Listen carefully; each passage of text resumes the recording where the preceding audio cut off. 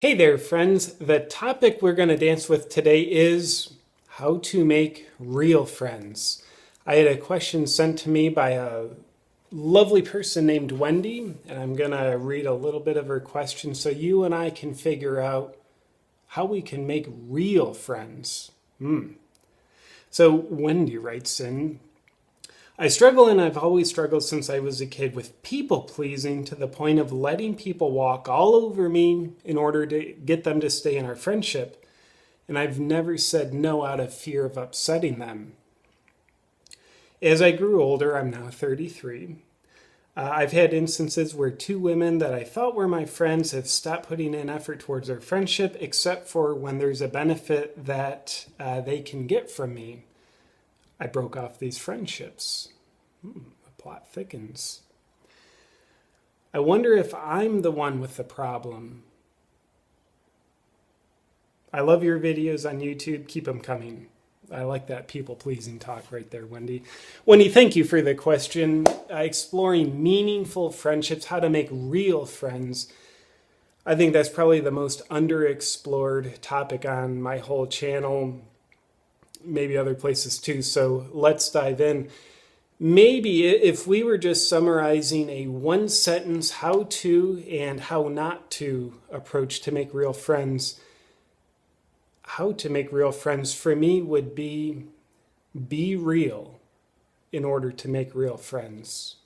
Then how not to would be if you want fake friends, be fake.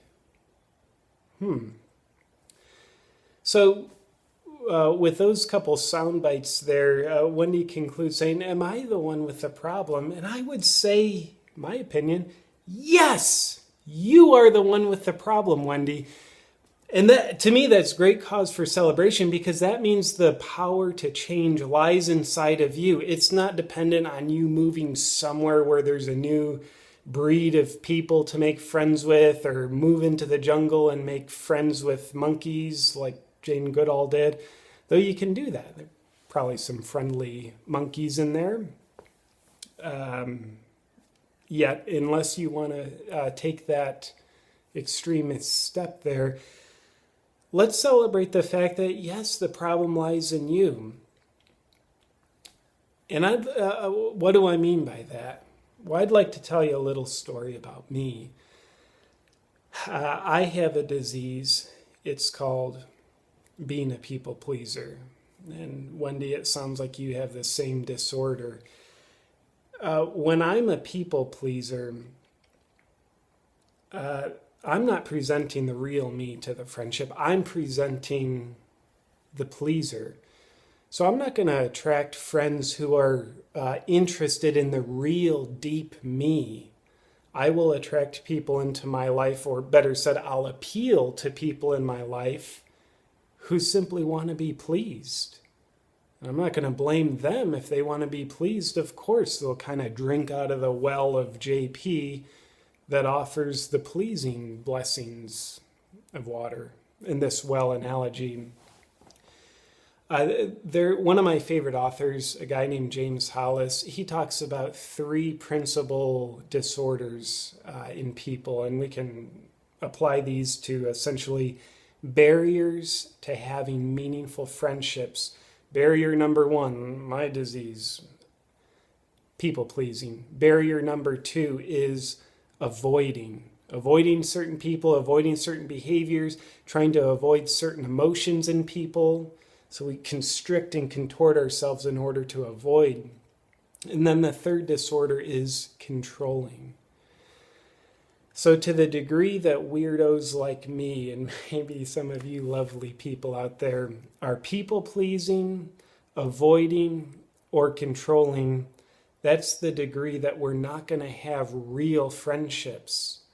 And I would also just say people-pleasing, avoiding, controlling, those are kind of energetic expressions. Yeah, we want to step into those once in a while. In fact, they're very useful to step in once in a while.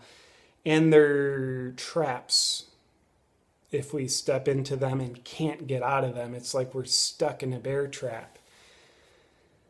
In people pleasing, we're going to focus on this one because that's my disease, and Wendy, that's what you're writing in about.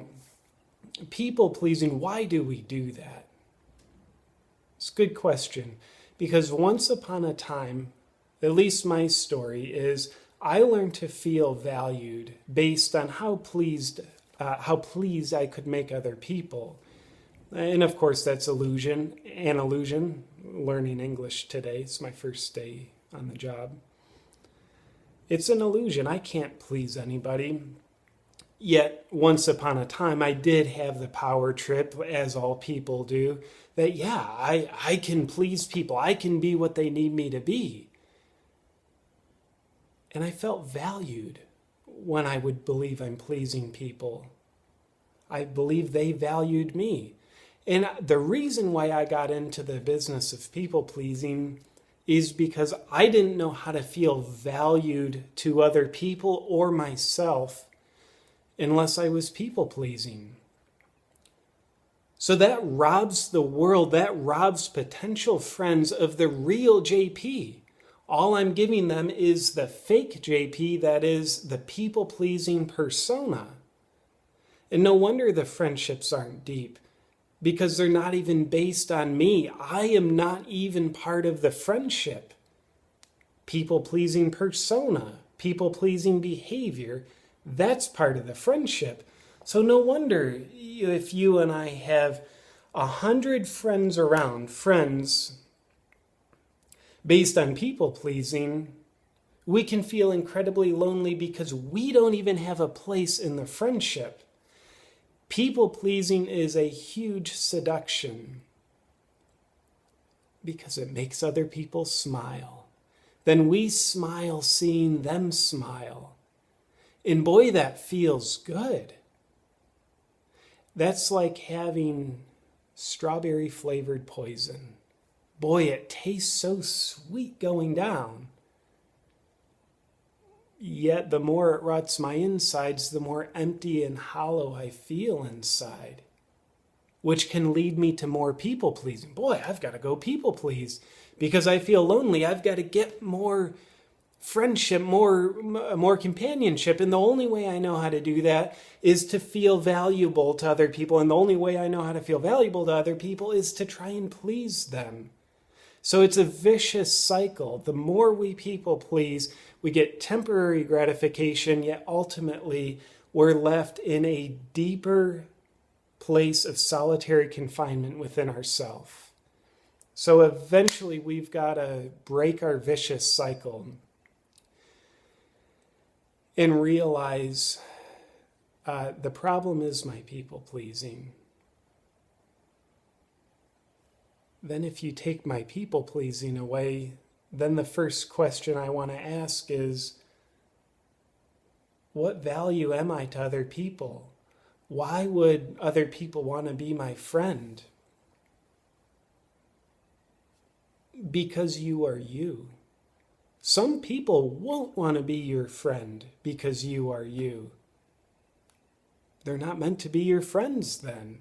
If they want a people pleaser, if they want you to be their yes man, yes woman, then you can either be that and have them in your life while giving yourself away, shoving your real self deeper into the closet, or you can realize they're not meant to be in your life.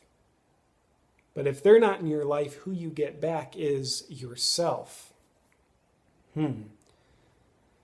Until we can actually be real with ourselves, be authentic, not be something we think other people will value, but be ourselves. That's what a true friend is, in my opinion. They accept us for who we are, not what value we can be for them. Yes, friends bring value to each other's life sometimes, and true friends accept each other, whether there's value being exchanged or not. And I would say actually that acceptance, that's the true value, yet it can't be measured with really tangible gratification. So I think it's kind of like it vibrates, whatever the heck vibrates more than the word valuable. Intimacy, that might be the word we're looking for. So if I present the real JP to the world, then people who are going to be true candidates for friendship, they have the real me to start to calibrate into, to connect with. Yet the more I'm people-pleasing, avoiding, or controlling, the more I have barriers between the real me and you. And those barriers, they're buffers. You can't get in. And I sit there, well, I can't be real because nobody here is wanting to connect with me. Well, they're not wanting to connect with you because the real you hasn't been presented yet to the table. The riskiest risk of all risks is to risk being yourself. It's playing it safe by people-pleasing, playing it safe by avoiding, controlling. That's playing it safe. And our safety mechanisms eventually become the mechanisms that destroy us. Risk being yourself. Are you willing to take the risk of that risk? Or are you only willing to choose the safety and predictability of living in solitary confinement within yourself with no real friendships? Yet it's safe in that solitary confinement. Nobody can reject the real me if I don't present the real me to the world. So our jail cell is very safe, and it's lonely as hell. There's no real friends in there because we lock the door from the inside, and we don't let anybody in. I'll be the first to say it is the journey of our lifetimes to become real, to become authentic, to know thyself and then present thyself to the world around us, which is us essentially saying, I'm open for the business of real friendships. Those who want that, come on in. Those who don't, which will be most people, aren't going to enter. That being real, very challenging. And I'm guessing I'll be 90 years old, sitting on my rocking chair, drinking my glass of lemonade, still wondering, how can I be more real? The best I can do is to be more real than I was yesterday. And then tomorrow, keep walking my journey of being more real, the more real JP, to the best degree that I can in any given moment. So with that said, I'll wish you all wonderful support as you're walking the journey of doing your best to be real so that in turn you can have real friendships. I'll be wishing you well, and in order for you and I to stay connected here on our YouTube friendship, be sure to subscribe to my channel, and I'll look forward to talking with you lovely people next time.